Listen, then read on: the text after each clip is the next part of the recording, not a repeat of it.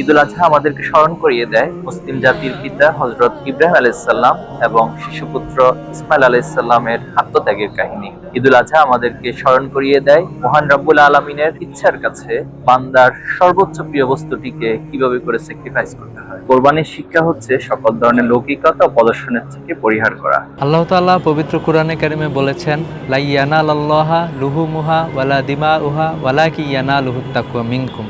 আল্লাহ তাআলার নিকট রক্ত কিংবা মাংস কোনো কিছুই পৌঁছায় না, বরং যেটা পৌঁছায় সেটা হচ্ছে আমাদের তাকওয়া। কুরবানি শুধুই পশু জবাই নয়, বরং নিজের ভেতরের অহংকার, হিংসা বিদ্বেষ, লোভ লালসাকেও কুরবানি করা। ঈদুল আজহা শুধু ধর্মীয় উৎসবই নয়, বরং অর্থনৈতিক সমৃদ্ধি অর্জন ও অগণিত মানুষের মুখে হাসি ফোটানোর মাধ্যম। কোরবানি শুধু আনুষ্ঠানিকতা নয়, এটি মহান রবের পক্ষ থেকে প্রদত্ত বিধান। তাই কোরবানি কবুলিয়তের জন্য প্রয়োজন নিয়াতের পরিশুদ্ধতা, সেই সাথে হালাল উপার্জন।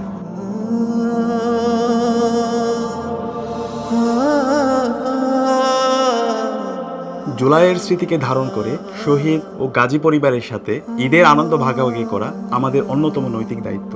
আজকের এই দিনে আল্লাহর কাছে দোয়া করছি, হে আল্লাহ, জুলাইয়ের সকল শহীদদেরকে তুমি জান্নাতুল ফেরদৌসের মেহমান হিসেবে কবুল করে নাও এবং আহত গাজী ভাই বোনদের দ্রুত সময়ের মধ্যে সুস্থতা নিয়ামত দান করো। আল্লাহুম্মা আমিন।